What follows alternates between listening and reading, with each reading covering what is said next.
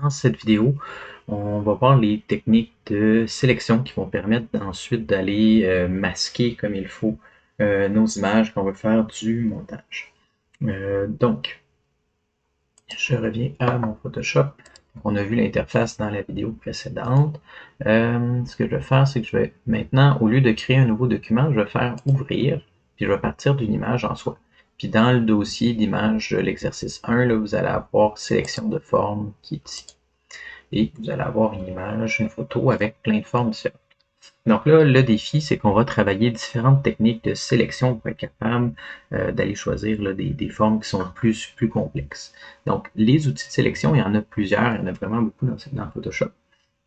Donc, il y a les premiers, donc il y a le rectangle de sélection, l'ellipse de sélection pour faire des cercles, puis pour faire un pixel de haut, mais ça c'est moins pertinent. Sinon, on a les lassos. Donc, les lassos, on a le pinceau de sélection ou le lasso de sélection. Puis, on a aussi le lasso polygonal pour faire des points fixes. Il y a un lasso magnétique qui permet de coller sur des formes. Celui-là, on l'utilise de moins en moins parce que le prochain que je vais vous montrer, l'outil de sélection d'objets, lui, c'est le plus utilisé maintenant. Là, il fait des meilleures sélections, mais on peut combiner tous ces outils-là quand on veut raffiner notre sélection. Puis on a l'outil de sélection rapide qui est plus comme un pinceau pour peindre des sélections. Puis on a la baguette magique quand on a une couleur à sélectionner qui serait uniforme. Donc tous ces outils-là ont encore leur utilité. Puis on va voir comment on peut s'en servir. Donc là, l'objectif, ça serait de. On ne fait pas ça nécessairement, c'est un exercice, là, mais l'objectif, ça serait de prendre cette image-là, puis séparer, sélectionner des formes, puis les mettre sur leur propre calque pour pouvoir faire une nouvelle image avec tout ça. Donc, dans le cas où quand on a des formes qui sont rectangulaires ou carrées, c'est sûr que le premier, l'outil de sélection, le rectangle de sélection ou l'ellipse de sélection va être les plus utiles. Par exemple, je peux venir prendre le point ici, puis tout simplement venir tracer un carré qui est très net. Puis même si ma forme n'est pas exacte, je peux toujours la bonifier par la suite. Puis, une fois que j'ai ça ici, je m'en viens dans mes calques qui sont ici. Si vous ne voyez pas les calques, c'est fenêtre calque. Puis, dans le fond, je peux venir faire CTRL-C pour coller. Puis, je vais me faire un nouveau calque, CTRL-V pour coller. Donc, je suis venu déplacer ma forme. Donc, je vais copier les pixels puis les coller dans un autre cadre. Puis là, on peut l'appeler cadre grand. Donc, on pourrait faire la même chose avec les autres cadres, ce serait la même chose. Fait que du moment qu'on a une sélection, là, ça s'est enlevé tout seul, là, je l'ai peut-être fait par réflexe.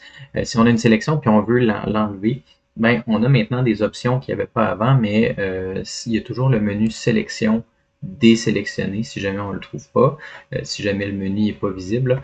Donc, si je veux enlever une sélection ou intervertir, dans le fond, ça peut être pratique. Si on veut sélectionner tout le reste sauf ça, donc je pourrais venir choisir intervertir, ça veut dire que j'ai sélectionné toute la page sauf le cadre.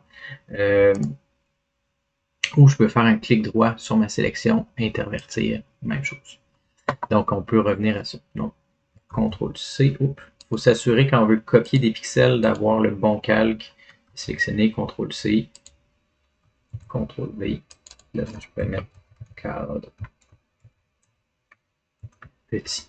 Donc là, ça me permet, ce que ça me permet de faire, maintenant, je pourrais décider refaire une nouvelle mise en scène là, avec les différents morceaux. Donc on va continuer avec mes morceaux, ça je peux les fermer pour l'instant. Puis maintenant avec mon ellipse de sélection, c'est le même principe. Donc si vous ne la voyez pas, vous gardez appuyé sur le rectangle, puis on vient le sélectionner. Puis là, je peux venir commencer à tirer mon cercle.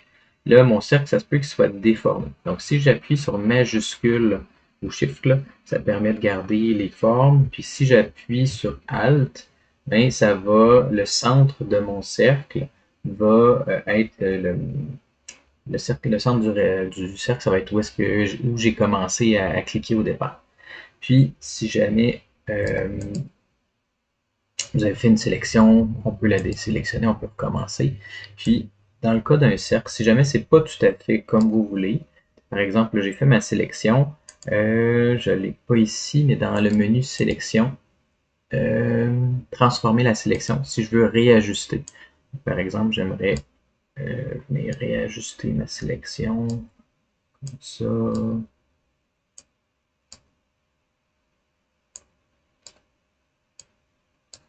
Ça. Donc, je suis venu réajuster. Il faut juste accepter ça ici avec le crochet. Et maintenant, ben, j'ai une nouvelle sélection. On essaie de toujours être le plus proche possible, mais des fois, c'est mieux d'enlever un pixel à l'intérieur qu'à l'extérieur pour éviter d'avoir une bordure blanche sur nos objets. Je sélectionne mon cadre, mon calque de base, CTRL-C, CTRL-V, et là, j'ai un nouveau, ça va s'appeler cercle.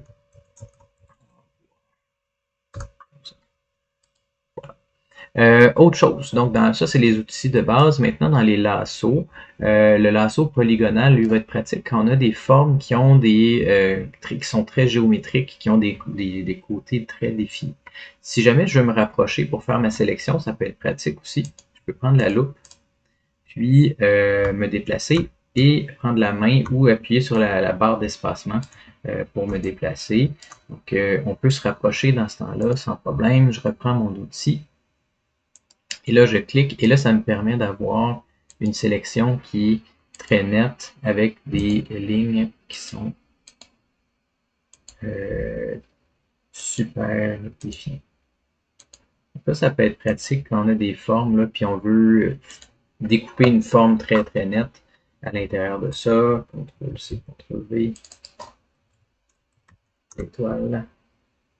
Puis, donc là maintenant, j'ai mon étoile qui a été sélectionnée. Autre chose, si j'ai des formes qui sont un peu plus irrégulières. Fait que, par exemple, le pot, c'est pas vraiment un rectangle, c'est pas un carré, c'est cylindrique, mais les côtés sont très définis. Donc, je pourrais venir commencer par chercher ça ici. Mais là, vous voyez, c'est pas tout à fait ce que je veux, parce que là, ça me faudrait que je vienne faire plein de petits côtés droits. Ce que je peux faire, c'est aller changer. Oups. Là, j'ai défait ça ici. C'est pas ça que je veux. Désélectionner.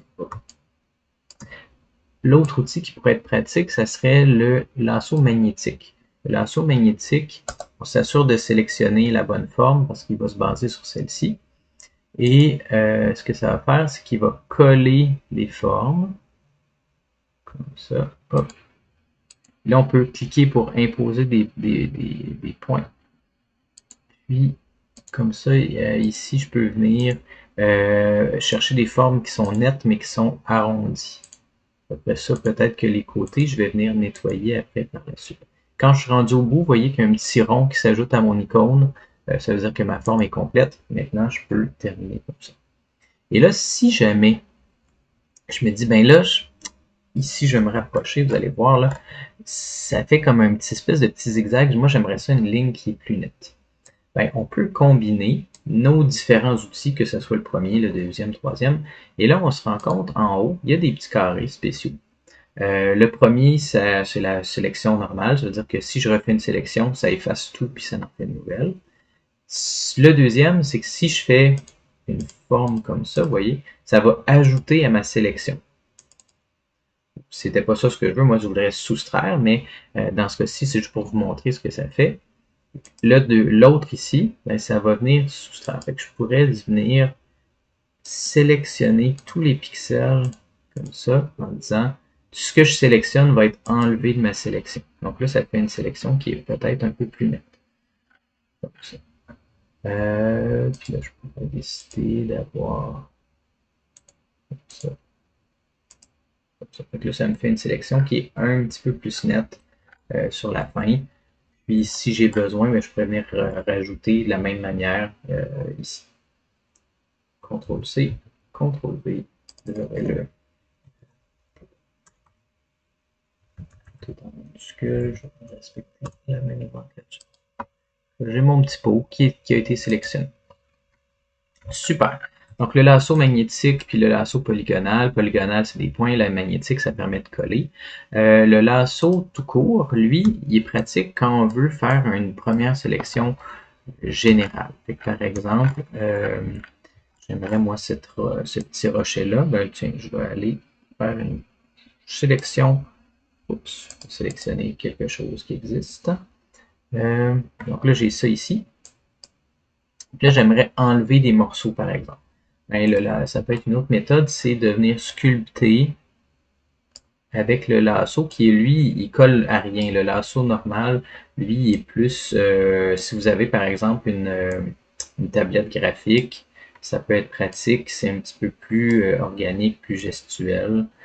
Si vous avez des pixels, un petit pixel à enlever, ça peut être pratique, comme ça. Donc là, si je me rapproche, là, vous voyez, maintenant je peux enlever juste un petit pixel, comme ça. C'est pas précis, mais ça permet d'être moins froid, moins linéaire dans nos sélections. Donc moi, le lasso comme tel, je m'en sers souvent pour euh, affiner mes sélections. Fait que là, par exemple, je peux enlever un morceau comme ça. Ou l'autre manière que je pourrais utiliser, ça serait par exemple, on va aller voir ici dans les lassos, le pinceau de sélection. Le pinceau de sélection, ben, vous voyez que là, tout d'un coup, on voit que c'est rose, donc ça nous indique c'est quoi la sélection. Je peux choisir la taille de mon pinceau, comme ça. Puis là, je pourrais dire je veux soustraire. Donc là, je vais juste carrément peindre ce que j'aimerais enlever.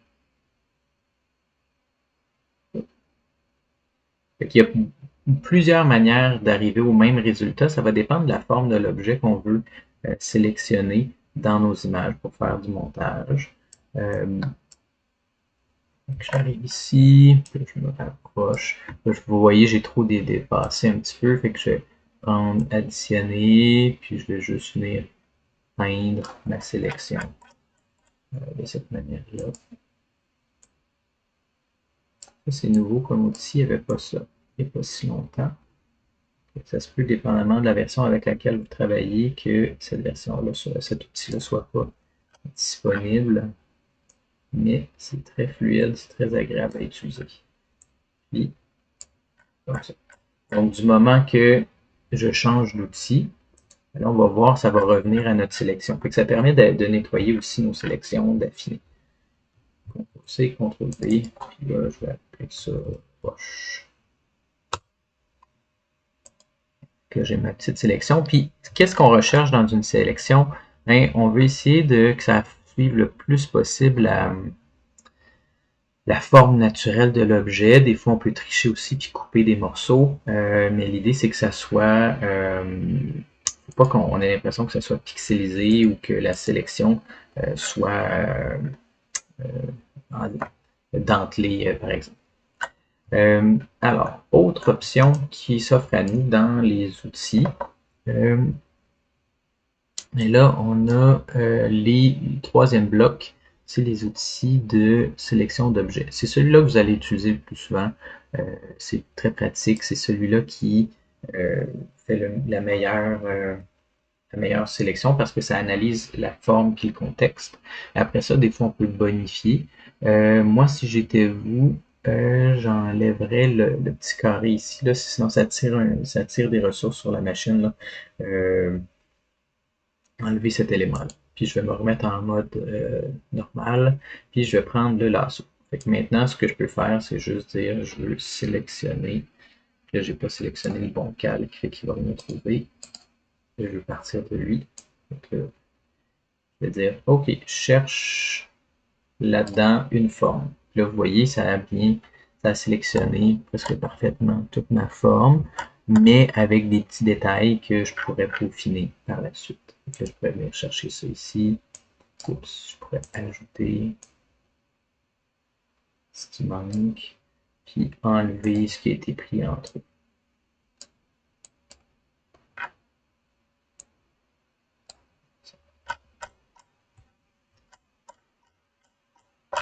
J'ai tout, ça semble bon, ça semble pire.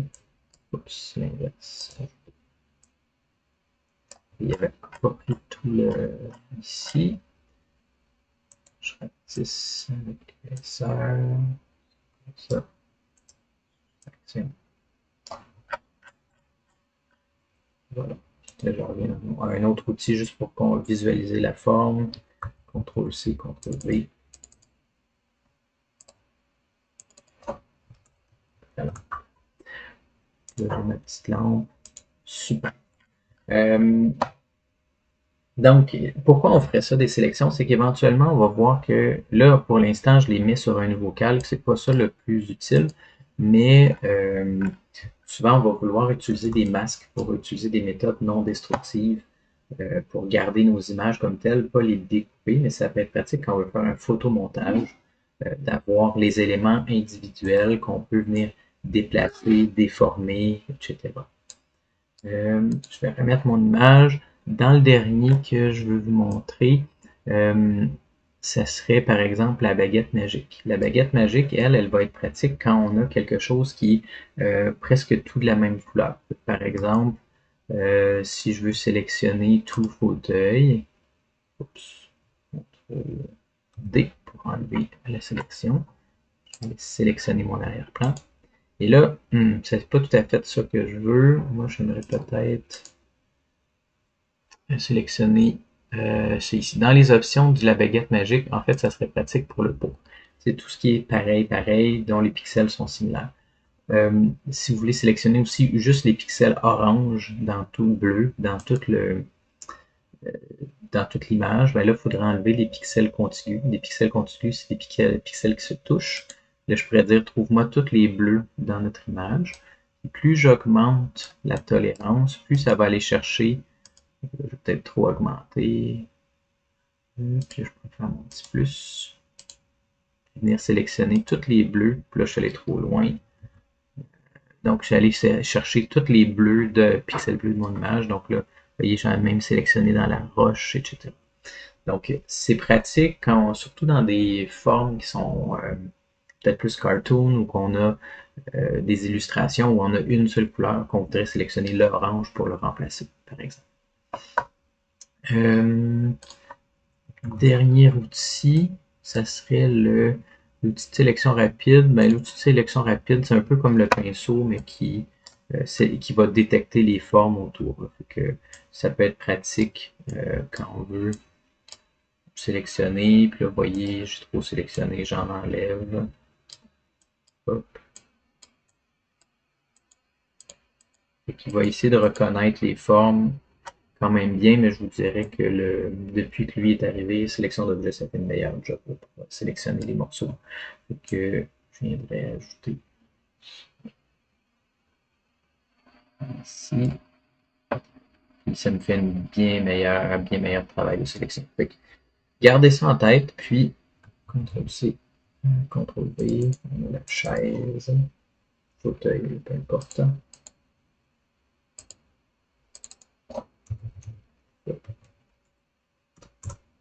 Donc, pratiquez-vous à sélectionner, à utiliser comme toute une gamme d'outils là-dedans. Il faut être à l'aise là, à les utiliser. Dernier point que je veux vous montrer, c'est par exemple dans les sélections. Dans le menu sélection, on a, imaginez que j'ai fait quelque chose qui, par exemple, ici, j'ai sélectionné moi ma petite étoile avec mon lasso polygonal. Okay.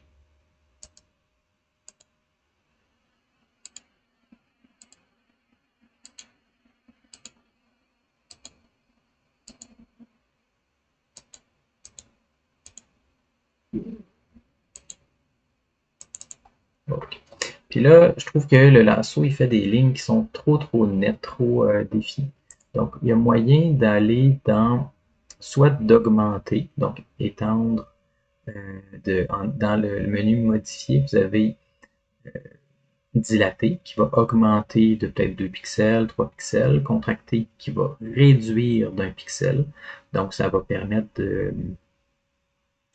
de sélectionner, enlever si on a trop sélectionné, mais ça va le faire de façon uniforme partout. Si jamais on lisser, c'est que si on a fait une sélection qui a des petits zigzags, on voudrait annuler tout ça. Moi, celui que je trouve qui est pratique, c'est le contour progressif. Ça veut dire que, par exemple, si j'augmente là, Mettons si je mets 5, ça va être beaucoup, là, mais ça veut dire que ça va devenir flou. Ça va enlever de la netteté dans les bordures. Et que ça peut être pratique. Souvent, je vais peut-être mettre un pixel sur des éléments qui seraient naturels, là. Par exemple, une sélection sur quelqu'un, un arbre, des plantes, quelque chose qu'on veut qui se fonde un peu plus dans l'arrière-plan, mais je vais venir rajouter un contour progressif. Puis là, maintenant, si CTRL-C, CTRL-V, on le voit un peu plus là, qu'il y a une bordure qui est floue. Donc, dépendamment de ce qu'on veut, ça peut être pratique là, pour ne pas avoir une sélection qui est trop nette. Voilà. Étoile. Voilà, ça fait le tour un peu de ça. Dans la prochaine vidéo, on va faire un exercice où est-ce que là, on va utiliser plus les masques et on va pouvoir retravailler nos sélections. Là, nous, ce qu'on fait, c'est destructif dans le sens que on va enlever les pixels, puis une fois qu'ils ont été enlevés sur un calque, on ne peut pas les retravailler. C'est pas la meilleure pratique, c'est pas le plus efficace, mais c'est ce qu'on a pour l'instant. Donc, je vais arrêter la vidéo là, puis on va continuer dans l'exercice suivant.